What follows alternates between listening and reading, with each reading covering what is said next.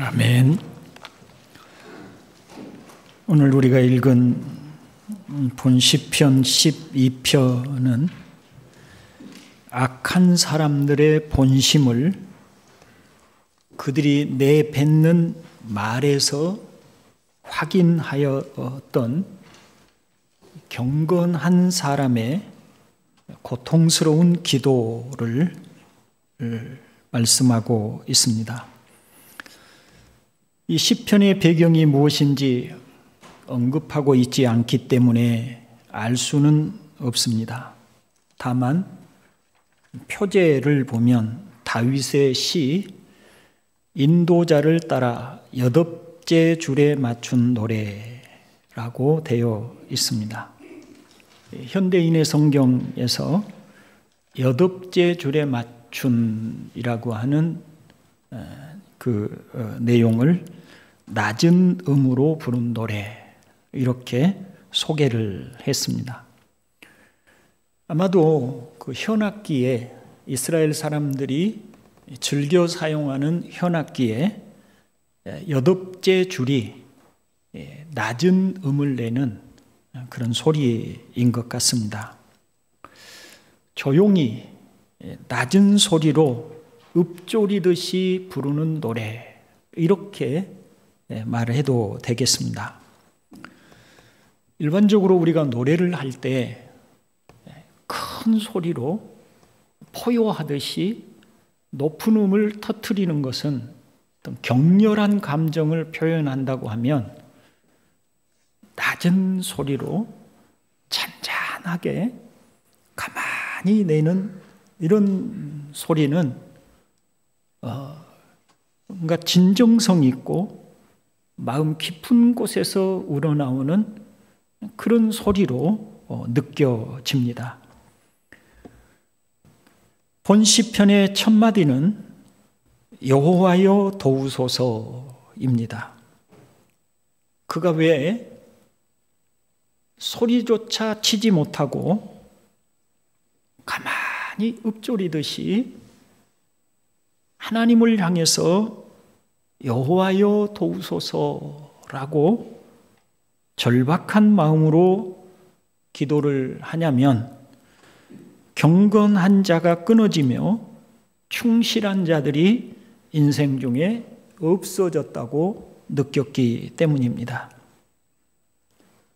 시인은 사람들의 말, 그들이 사용하는 언어를 통해서 그 경건한 자들이 끊어지고 충실한 자들이 사라진 것을 느꼈던 것입니다. 저는 오늘 말을 좋게 하자는 취지로 말씀을 드리려 하는 것이 아닙니다. 말에는 단순히 우리 혀에서 나오는 그런 뜻없는 언어만이 아니라 우리의 표정과 몸짓을 통해서도, 또 삶을 살아가는 우리의 태도 속에서도 말의 진실이 묻어 나오는 것입니다. 그래서 하나님을 향한 우리의 태도와 중심을 오늘 시편을 통해서 살펴보려고 합니다. 자, 본 시편의 시인이 느끼는 상황에 대해서 보겠습니다. 1절 보시면 여호와여 도우소서, 경건한 자가 끊어지며 충실한 자들이 인생 중에 없어지나이다고 합니다. 경건한 자는 하나님의 지극하신 사랑인 헤세드, 즉 언약적 사랑입니다. 인간이 끝없이 배신하고 끝없이 반항하고 끝없이 배역함에도 불구하고 포기하지 않으시고 끊임없이 다가가고 끊임없이 붙들고 끊임없이 사랑하는 바로 이 헤세드 사랑을 삶으로 보여주는 것, 그게 경건한 자의 의미입니다. 그리고 충실한 자는 진실하고 믿음직하고 참되고 확실한 사람을 일컫는 단어입니다. 인생 중에는 사람의 아들들이라는 뜻입니다. 그러니 1절을 보면 하나님께서 자기 백성을 애굽에서 구원하시고 나는 너의 하나님이 되고 너는 내 백성이 되리라고 굳건하게 언약한 그 사랑을 알고 끊임없이 자신들을 향해서 사랑의 손길을 펼치시는 하나님의 사랑을 알고 그런 하나님 앞에 언약의 백성으로 진실하고 참되게 살아가려고 하는 사람들을 찾기 어렵다, 찾아보기 어렵다는 이야기를, 그런 탄식을 하고 있고, 또 그런 상황에서 고통받는 성도를 위하여 하나님의 도우심을 구하고 있습니다. 여기서 시인이 느끼는 그 감정을 홀로 도망하여 호렙산에서 엘리야야 네가 왜 여기 있느냐라고 물으시는 하나님께 나는 이제까지 주 만군의 하나님만 열정적으로 섬겼습니다. 그러나 이스라엘 자손은 주님과 맺은 언약을 버리고 주님의 제단을 헐었으며 주님의 애언자들을 칼로 쳐서 죽였습니다. 이제 나만 홀로 남아 있는데 그들은 내 목숨마저도 없애려고 찾고 있습니다. 라고 말하는 그 엘리야의 심정, 그것과 같은 마음임을 볼 수가 있습니다. 하나님을 사랑하고 하나님을 사모하는 하나님의 백성으로 진실한 믿음 가운데 살아야 한다고 생각을 했고, 또 온 마음을 다해서 그렇게 하나님을 섬기며 살려고 힘썼는데 주변에 대부분의 사람들이 참된 신앙에서 점점 멀어져 가고 정말 교회가 이래도 되나? 신자가 이렇게 해도 되는 것일까? 하는 탄식만이 저절로 나오는 현실을 마주하고 있는 것입니다. 아무리 자신의 하나님을 사랑하는 그 진실한 마음을 나누려고 주변을 돌아보아도 엘리야가 나만 남았습니다. 아무도 나와 함께 손을 맞잡고 이 믿음을 지키려고 힘쓰는 사람이 없습니다. 라고 느꼈던 것과 같은 그런 외로움과 고독이 절실하게 느껴지고 있는 바로 그런 상황입니다. 시인이 도대체 무엇 때문에 이렇게 절망적인 감정을 느끼고 있는 것일까요? 2절을 보시면 그들이 이웃에게 각기 거짓을 말하며 아첨하는 입술과 두 마음으로 말하는도다 라고 합니다.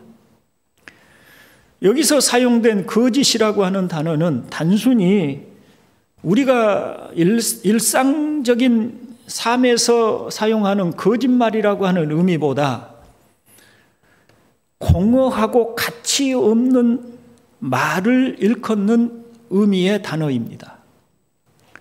이 말이 사용된 곳이 10계명 중에 제3계명에 여호와의 이름을 망령되이 일컫지 말라고 할 때 망령되이와 같은 단어입니다.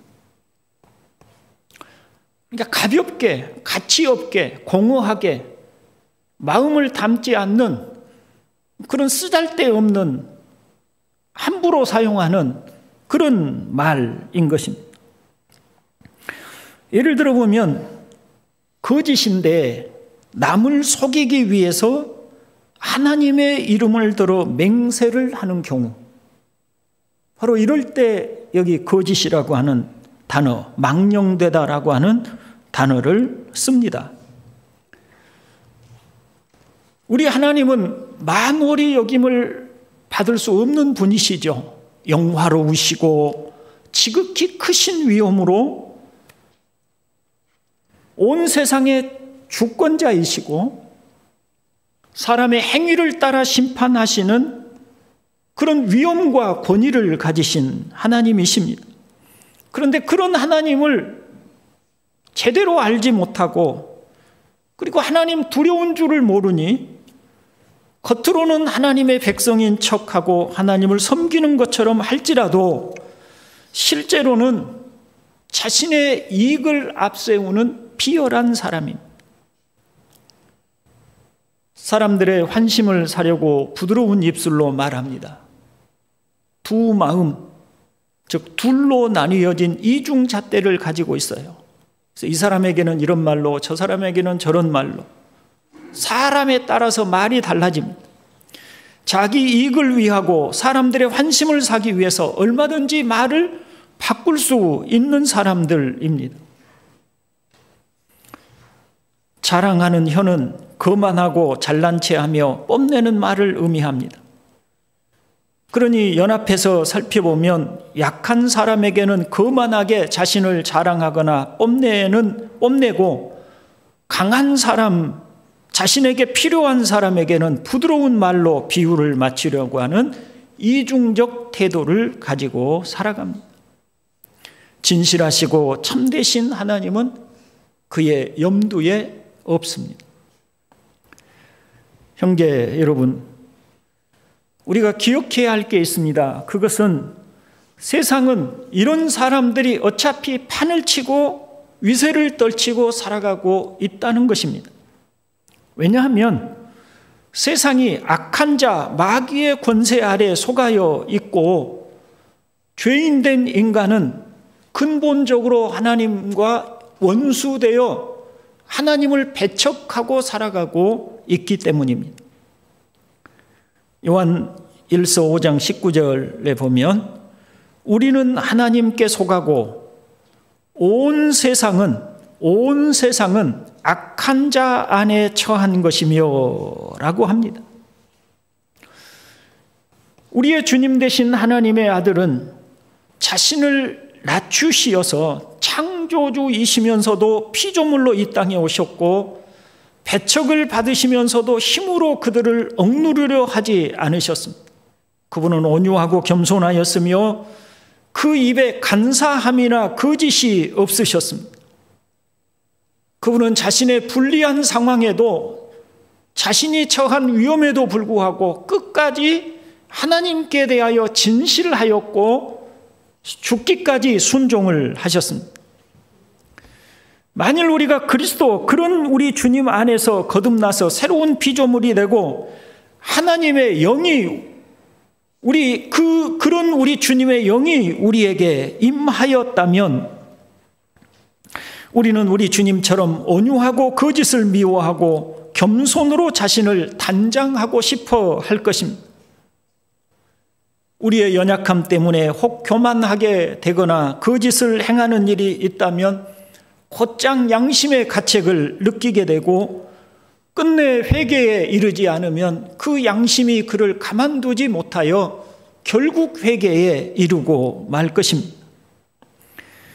그러나 거듭나지 못했다면 아무리 그 신분이 장로이든 혹은 심지어 목사라고 할지라도 외양으로는 거룩한 척하고 부드러운 모습으로 단장을 할지라도 그 중심은 악한 자, 마귀를 닮은 자로 살 것입니다. 왜냐하면 악한 자 마귀가 그의 아비이기 때문입니다. 양의 탈을 쓴 이리와 같습니다. 그리고 그런 그의 본래의 모습은 결국 그의 말, 언어를 통해서 드러날 것입니다. 한 번이나 혹은 얼마 동안은 이중적인 태도로 사람들을 속일 수 있을지 몰라도 결국은 드러날 것입니다. 말이라고 하는 것은 입술의 언어뿐만 아니라 그의 태도와 몸짓을 통해서도 드러나는 것입니다. 우리는 말만이 아니라 그의 삶에 대한 자세를 통해서도 그가 거듭난 하나님의 자녀인지 아니면 신앙인인 척하는 것인지 알게 되는 것입니다. 그런데 우리는 그런 사람들을 보아도 이상한 사람, 어찌 예수 믿는 사람이 그럴 수 있냐고 생각하지 말아야 한다는 것입니다. 왜냐하면 여기 고대 시대에 살았던 시인도 그런 사람들 곁에서 살았었고, 또 주님이 이 땅에 오셨을 때에도 가장 거룩한 성직자로 일컬어졌던 대제사장들과 제사장들, 그리고 가장 신앙 좋다고 여겨졌던 바리새인들조차 회칠한 무덤처럼 주님 곁에 있었고 주님 책망을 들었기 때문입니다. 그렇다면 하나님은 왜 이런 가식적이고 경건하지 못한 사람들을 그대로 두고 계실까요? 심지어 교회 안에서조차 진실한 사람들보다 가식적인 사람들이 훨씬 더 많고, 그런 사람들이 교회에서조차 세력을 잡고 참된 신앙인들을 참담하게 만드는 일이 많이 있습니다. 적어도 주님이 교회의 머리이시고 교회가 하나님의 집이라면 교회만큼은 정화되고 정결해야 하며 참된 신앙인들이 그 거룩함을 나타내는 곳이어야 하지 않을까요? 그런데 왜 하나님은 교회조차 어지럽히고 짓밟는 사람들을 허용하고 내버려 두실까요? 4절을 보면 그들이 말하기를 우리의 혀가 이기리라, 우리 입술은 우리 것이니 우리를 주관할 자 누구리요 하미로다 라고 합니다. 아첨하는 입술과 자랑하는 혀를 가진 사람들은 모든 일들이 자신의 의도대로 될 것이라고 장담하는 것입니다. 자신들의 계획과 목적을 무너뜨릴 자가 아무도 없다고 확신합니다. 우리의 혀가 이기리라고 합니다. 간사한 자신들의 혀로 얼마든지 자신들의 뜻대로 되어가도록 할 수 있다는 자신감을 드러냅니다. 우리를 주관할 자 누구리요? 라고 합니다. 다시 또 질문합니다. 하나님은 왜 이런 사람들에게 신자들이 핍박을 당하고 소외를 당하도록 하나님의 교회에서조차 억압을 받도록 두시는 것일까요? 그 대답을 찾아보겠습니다. 이사야 28장 3절과 5절을 보면 하나님의 백성으로 일컬어졌던 북왕국에 대하여 하시는 말씀이 있습니다. 술 취한 자 에브라임의 교만한 면류관인 너 사마리아야, 네가 짓밟힐 것이다. 그 날이 오면 만군의 주님께서 친히 주님의 남은 백성에게 아름다운 면류관이 되시며 영화로운 왕관이 되실 것이다, 이런 말씀을 하십니다. 여기서 에브라임, 북왕국을 대표하는 에브라임은 마치 교회 안에 아첨하는 입술과 자랑하는 혀를 가진 사람들 같습니다. 그런데 그들을 하나님이 심판하시고 그 중에 남은 자, 즉 진실한 사람들만이 아름다운 면류관이 되게 하시겠다, 이렇게 말씀을 하고 계십니다. 성령의 사람 사도 바울은 이사야 10장의 말씀을 인용하여 이스라엘 자손의 수가 바다의 모래와 같이 많을지라도, 이스라엘 자손의 수가 바다의 모래와 같이 많을지라도 남은 사람만이 구원을 얻을 것이다 라고 말하고 있습니다. 이렇듯 항상 교회는 타락의 길을 걸었고, 그렇지만 그 타락한 길을 걷는 교회 가운데 하나님이 남은 자들을 두어서 그들로 구원을 얻고 아름다운 면류관을 얻게 하신다고 하십니다. 사람은 타락하였고 부패하였습니다. 그 타락의 범위는 종교적인 명과 심지어 교회까지도 예외가 없습니다. 그러니 교회의 타락과 신자의 부패한 모습은 이상한 일이 아니고 당연한 일인 것입니다. 교회 안에서 멱살을 잡고 서로 싸웠다는 것을 이상하게 보지 말아야 합니다. 그것이 죄로 부패한 인간입니다. 교회 안에 편이 갈려서 싸우다가 교회가 두 조각이 났다는 것을 특별한 일로 여길 필요가 없습니다. 그것이 바로 죄로 부패한 인간들이기 때문입니다. 그런데 하나님은 그런 가운데서도 하나님의 구별된 자녀들을 두십니다. 제가 어느 분열된 교회에 말씀을 전할 기회가 있어서 갔었습니다. 교회가 두 패로 나누어서 싸우고 서로 죽일 듯이 원수처럼 그렇게 지내고 있는 교회인데, 가니까 한 2명 정도의 여자분들이 가장 앞자리에 앉으셨는데 말씀을 들으면서 계속 깊은 한숨을 내쉬면서 말씀을 듣고 있는 것을 보았습니다. 애절해 보였어요. 이 시편 12편에 경건한 사람처럼 그런 사람들이 그 싸우는 교회에도 있더라고요. 그게 바로 남은 사람들입니다. 신자들은 교회의 그와 같은 모습을 보고 깊은 한숨을 쉬고 탄식합니다. 하나님께 기도합니다. 아첨하는 입술과 자랑하는 혀를 가진 사람들에 의해서 이리 치이고 저리 치이면서도 그들은 끊임없이 탄식의 기도를 드립니다. 형제 여러분, 신자들은 악한 사람들에 의해서 치이고 고난당하는 것을 당연하게 생각해야 합니다. 본 시편의 마지막 구절인 8절에 주위에는 악인들이 우글거리고 비열한 자들이 사람들 사이에서 높임을 받습니다 라고 하고 있는 것은, 그런 일들이 이 시의 마지막 절에도 그렇게 말씀하고 있는 것은 이런 현상이 계속 지속될 것을 말하는 것입니다. 세상이 항상 그렇다는 것을 이야기하고 있는 것입니다. 그런가 하면 경건하고 진실했던 욥을 한번 떠올려 보십시오. 욥은 고난 중에서 이렇게 외쳤습니다. 사람이 무엇이라고 주님께서 그를 대단하게 여기십니까? 어찌하여 사람에게 마음을 두십니까?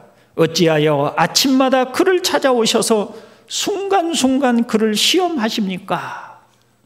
여기서 욥이 말하는 사람은 욥과 같이 경건하게 사는 사람들입니다. 온통 세상이 비열한 사람들로 우글거리는데 하나님마저도 경건한 사람들을 내버려 두지 않고 아침마다, 다시 말하면 매일 시련과 고통을 주신다고 합니다. 왜 그럴까요? 그렇지 않아도 세상에서 마치 이리떼 가운데 놓인 양처럼 그렇게 조마조마하게 사람들 사이에서 치이고 양심이 상하고 마음에 가책이 되고 탄식이 있고 고통스럽고 괴로운데, 하나님마저도 그를 내버려 두지 않고 아침마다 그를 시련으로 연단하시고 단련하신다고 하시니, 도대체 왜 하나님은 참된 하나님의 사람들을 이렇게나 아프게 내버려 두실까요? 그것은 하나님이 그들을 향하신 뜻이 대단하기 때문입니다. 그들을 향하신 하나님의 뜻이 너무 크기 때문입니다. 하나님은 그냥 예수 믿게 해서 천국 데려가서 그냥 안전하고 평안하게 잘 살도록 우리를 구원하신 것이 아닙니다. 하나님은 우리에 대해서 정말 큰 뜻을 가지셨어요. 이 어두운 세상에 묻히지 않고, 이 부패한 인간들 속에 질식당하지 않고, 끝내 하나님의 빛을 비추어내고 하나님의 사랑을 구현해내며 거룩함과 의로움을 드러내어 자신을 불러 구원하신 하나님의 영광을 높이는 사람으로 세우고자 하시는 것이에요. 여러분, 진실한 사람은 주변에 가식적이고 비열하고 거친 사람들 속에서 수없는 난도질을 당하고 상처를 입습니다. 근데 그 속에서 자신도 때로는 휩쓸리기도 하고, 때로는 유혹을 받기도 하고, 때로는 위험에 처하기도 하면서도 이 시인처럼 끝내 하나님을 탄식하며 하나님을 붙들고 은혜를 간구하고 진실하게 살려고 몸부림을 칩니다. 그것이 어둠에 묻히지 않는 성도의 처절한 몸부림인 것입니다. 신앙을 가진 사람만이, 거듭난 사람만이 그렇게 할 수 있는 것입니다. 욥이 그저 조심조심 죄 안 짓고 자기 하나 그냥 아주 조심조심 살다가 천국 가는 것, 하나님은 그런 정도로 욥을 대하시려고 하지 않으셨어요.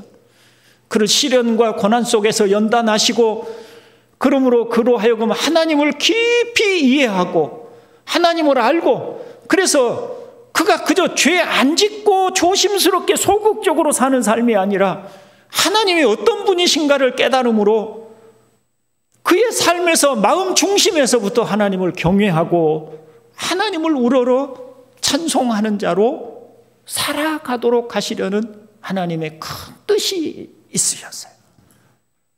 그러니 그 욥을 하나님이 아침마다, 다시 말하면 매일매일 그를 단련하신 것입니다. 하나님은 바로 우리가 그러기를 원하십니다.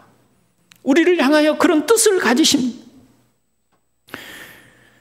그게 바로 천국의 백성들입니다. 그러니 하나님은 신자들을 시련 중에 단련되도록 하시는 것입니다. 그렇다면 신자는 악한 세상에서 무엇을 하여야 할까요? 1절에서 여호와여 도우소서 탄식하며 기도하였던 시인에게 하나님은 대답해 주십니다. 5절입니다. 5절 같이 한번 읽어봅니다. 여호와의 말씀에 가련한 자들의 눌림과 궁핍한 자들의 탄식으로 말미암아 내가 이제 일어나 그를 그가 원하는 안전한 지대에 두리라 하시도다. 이 구절을 새 번역은 이렇게 번역했습니다. 주님은 말씀하신다. 가련한 사람이 짓밟히고 가난한 사람이 부르짖으니 이제 내가 일어나서 그들이 갈망하는 구원을 베풀겠다. 신자는 삶의 고단함 속에서, 삶의 절망 속에서 하나님께 탄식하며 부르짖는 사람들입니다. 여호와여 구원하소서. 탄식하며 낮은 소리로. 여기서 저는 이런 생각을 해봤습니다. 왜 낮은 소리로 하였을까? 높은 소리로 그 소리를 지르면 옆에 비열한 사람들에 의해서 더 상처받아요. 신자가 진실한 얘기를 하면, 참된 얘기를 하면 그런 사람들을 마치 어린아이처럼 무시하고, 사람들은 아주 순진한 사람처럼, 아주 약한 사람처럼 함부로 대해요. 그래서 신자는 소리조차 높이지 못하고 그 많은 비열한 사람들 속에, 이리떼 속에 있는 어린 양 한 마리처럼 그저 자기 속으로 혼자서 탄식하면서 혼자 읊조리는 거예요. 이런 신자의 탄식은 개인적인 고통도 고통이려니와 세상 속에 있는 외로움과 절망 속에서 하나님 나라를 바라보는 애절함이기도 합니다. 사람들의 포악함, 거짓된 세상에서 이리저리 치이고 짓밟히고 상처받으며 음흉하고 간사한 사람들의 야비함에 고개를 절레절레 흔들며 그런 고통과 거짓과 위선과 포악함이 없는 하나님 나라를 바라보며 소망하는 간절함을 담아서 기도하며 고개를 하늘을 향해 드는 사람이 바로 신자인 것입니다. 본문 5절에 내가 이제 일어나 그를 그가 원하는 안전한 지대에 두리라고 하실 때, 이 안전한 지대는 구원을 주신다는 말씀입니다. 직접적인 뜻은 구원을 주신다는 뜻이에요. 이것은 이제 시적 언어로 번역을 하면서 안전한 지대라고 번역을 한 것이죠. 경건한 사람들이 탄원, 여호와여 도우소서라고 하는 기도에 하나님은 내가 그들을 구원하리라고 말씀하시는, 기도의 응답을 말씀하시는 것입니다. 그런데 그 구원이, 여러분이 정말 위험하고 힘들고 고통스러울 때 하나님 앞에 기도하였습니다. 기도의 응답을 받아서 그 절망적인 상황에서 건짐을 받아보신 적이 있습니까? 예, 있습니다. 많이 있습니다. 하나님은 우리의 탄식과 기도를 들으십니다. 우리를 고난 속에 두실지라도 우리의 기도를 듣지 않으시는 것이 아니고, 건지지 않으시는 것이 아니고 건져 주십니다. 그런데 문제는 우리가 그런 고난에서 구원을 받아도 일시적입니다. 또다시 시련은 찾아오고, 또다시 고난은 우리를 찾아오고, 또다시 절망이 우리의 목을 옥죄입니다. 그러니 하나님이 주시겠다고 하는 구원, 안전한 지대는 단순히 우리가 이 세상 사나운 이리들 가운데 있는 양처럼 있는 우리들을 구원하여 그 이리들 틈을 벗어나게 하는 구원만을 의미하는 것이 아니다. 혹시 우리가 기도하여서 그런 구원을 얻었을지라도, 일시적인 구원을 얻었을지라도 그것은 영원한 구원을 위한 하나님의 표징일 뿐이지, 하나님이 정작 우리에게 주시려고 하는 것은 단순한 구원이 아니다. 왜 이 시를 번역하면서 안전한 구원을 안전한 지대라고 하였을까? 흔들리지 않는 안전한 지대라고 하였을까? 여러분, 우리가 일시적으로 어려움에서 벗어났다고 해서 우리의 삶이 안전한 게 아니잖아요. 그런데 여기는 왜 안전한 지대라고 번역을 하였을까? 그냥 번역자가 아무 뜻 없이 그렇게 번역한 것이 아니라는 것입니다. 그 안전한 지대, 하나님이 우리에게 주시려고 하는 안전한 지대는 영원한 구원, 영원한 안전지대를 말하는 것입니다. 어느 날 육체의 고통이 사라지고 마음의 상처가 말끔히 치료될 뿐만 아니라 다시는 고통당할 일이 없으며 눈물 흘리며 기도할 필요가 없는 하나님의 나라로의 구원입니다. 그 악한 자들이 사라지고 비열한 자들이 더 이상 그곳에 있지 않고, 야비한 자들이 괴롭히지 않고, 거짓말하고 모함하는 자들, 이중적인 잣대를 가지고 살아가는 자들이 한 사람도 있지 않는, 오직 하나님에 의해서 구원을 받고 정결하게 되고 거룩하게 된 사람들이 머물러 있는 그곳. 겨울의 매서운 추위와 여름의 무더운 더위가 없는, 아름다운 꽃들이 지천으로 피어있고 보석들과 생명나무 열매가 생명수 강가에 항상 열려있는 하나님의 나라, 그런 곳으로 하나님이 우리를 구원하려 하신다는 것입니다. 하나님은 그곳에 우리를 들이시고 우리의 눈물을 닦아주시며 우리의 머리에 면류관을 씌워주시고 우리의 손을 잡고 말씀하실 것입니다. 되었다. 이곳은 안전한 곳이다. 우리는 그곳을 바라봅니다. 다시는 상처를 받지 않고 상처 주는 사람이 없는 곳이라고 하시는 바로 그곳. 신자는 이 땅에서 상처받고 고통받고 괴로움 당하지만, 탄식하며 눈물로 기도하며 하늘을 바라보고 살아가지만, 어느 날인가 하나님이 이제 내가 너를 구원하리라 하시고 오셔서 우리를 구원하여 그곳에 두실 줄로 믿습니다. 이제 말씀을 마칩니다. 형제 여러분, 신자는 바로 그런 사람들입니다. 야비하고 음흉한 사람들 틈바구니에서 이리저리 치이고 상처받고, 그러면서도 함께 야비하게 행하지 못하고 경건하게 살고자 하는 사람들입니다. 오직 하나님께 탄원을 올리며 하나님의 구원을 바라는 사람들입니다. 이런 삶을 선택하고 나아가는 사람은 오직 거듭나서 하나님의 자녀로 새롭게 된 사람들 뿐입니다.